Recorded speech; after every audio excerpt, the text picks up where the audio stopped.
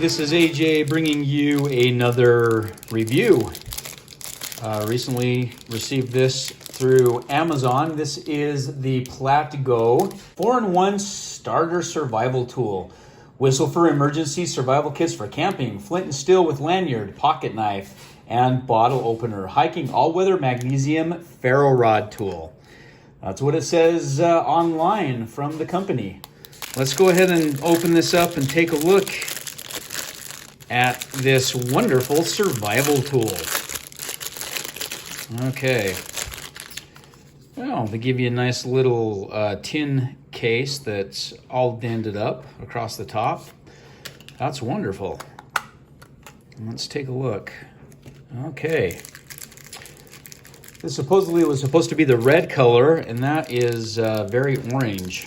There's no red on that. So their coloring is way off from what they're advertising. Okay, let's take a look. So this is the wonderful survival tool, PLATGO survival tool. And it's aluminum. Oh my goodness. Okay, that's the most micro ferrocerium rod that I've ever seen in my life. The only one that I've seen smaller are typically the little ferrocerium toggles that you can buy, which I find to be very gimmicky. So let me explain why I find these micro rods gimmicky. Because when you're using a ferrocerium rod, you're wanting to scrape off a good amount of material with moderate pressure, which is what throws white hot sparks into your material, which then allows you to start a fire. Now, could you start a fire with this? Yeah, you probably could if your material is prepared well enough to catch a spark off of such a small rod. This is what I typically recommend and what most people carry, one of these big 1/2-inch rods. So as you can see there, yeah, that's pretty lousy. So you're typically used to scraping ferrocerium like this, and there's your big old giant sparks coming off. Well, I'm gonna actually see what else we have in here.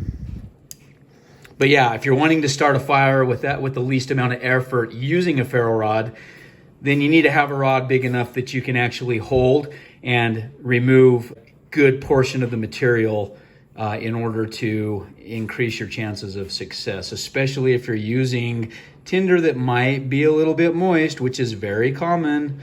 This is where a ferro rod of this size should be the standard. Not this little dinky thing. This is like maybe 1 inch by 1/8 of an inch, maybe. Reminds me of those old crappy Boy Scout ferro rods. Okay, let's take this off and see what we got. Oh, wow. So we have a little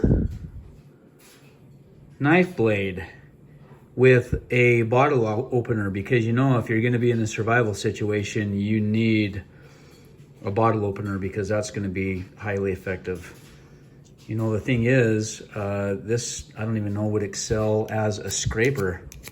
Yeah, look at how bad that is. This is not even like 90 degrees. It's rounded off, which is a huge no-no if you're wanting to use the back of a knife and to preserve your blade for scratching a ferro rod. Okay. Oh, there was a little tiny spark, but you see, I'm like really trying to drive that down. Now, if I use a dedicated striker, I'll be able to get some sparks.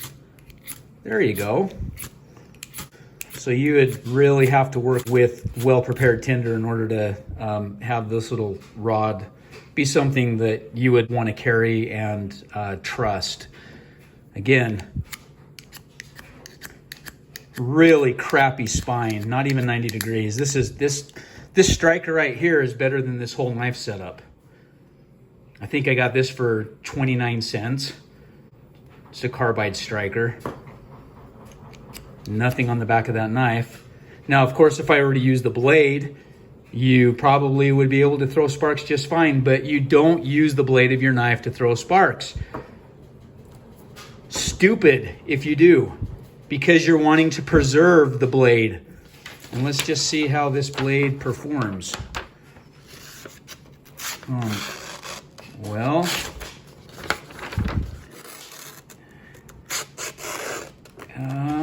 I can't say that it's completely dull, but it certainly struggles in cutting the paper.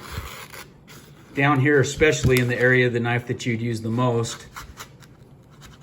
If I can kind of do that, I can get it to cut. But it's pretty dull. It should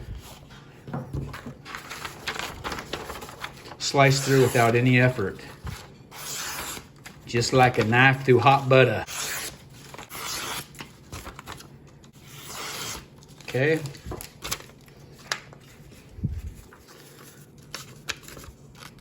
Again, terrible. Should be very simple.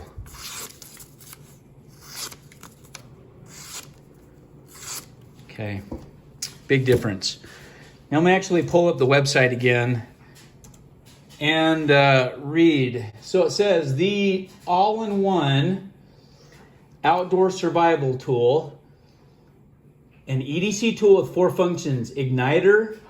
Yes, it does throw sparks with the right tool, not this. With the blade, yes, I'll just do it down here because that blade's pretty much worthless.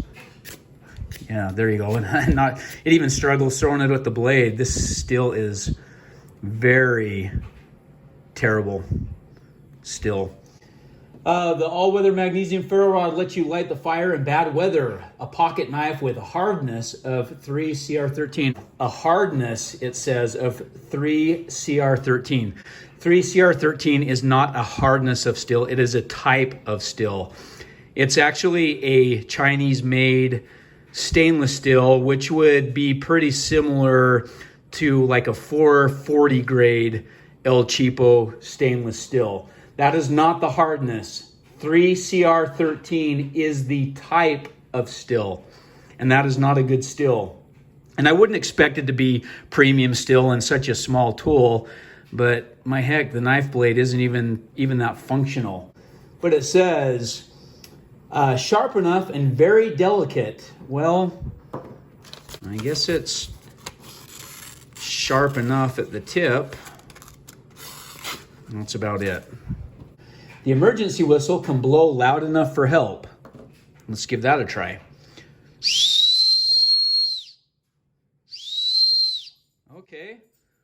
Well, that is the one thing that they do have going for this, is that is a nice whistle. So I guess if you had this tool and you needed to whistle for help, it would sure beat screaming. And let me tell you, you might find yourself needing to whistle for help if you decided to carry this tool. If you had to carry this tool, you might find yourself in trouble. See, even my dog thought that whistle was obnoxious. He's barking now. So the whistle's great, the tool, not so much. It says the aluminum alloy casing can very well ensure that the magnesium rods can reduce moisture. The aluminum alloy casing can well ensure the safety of sharp knives. Well, it's not a sharp knife to begin with. The lanyard ensures that the multi-tool is not easy to lose. It is very easy to use whether you are left-handed or right-handed. Enjoy your outdoor life to the fullest. This is a perfect EDC tool set for various outdoor activities such as hiking, jungle adventure, fishing, hunting, barbecue, SOS camping, jungle adventure. Now that one's really interesting because I'll tell you what, I wouldn't plan to take anything like this with me in a jungle environment for various reasons. Specifically from a blade standpoint, you'd want to take a machete, obviously. So, yeah, I just have issues overall.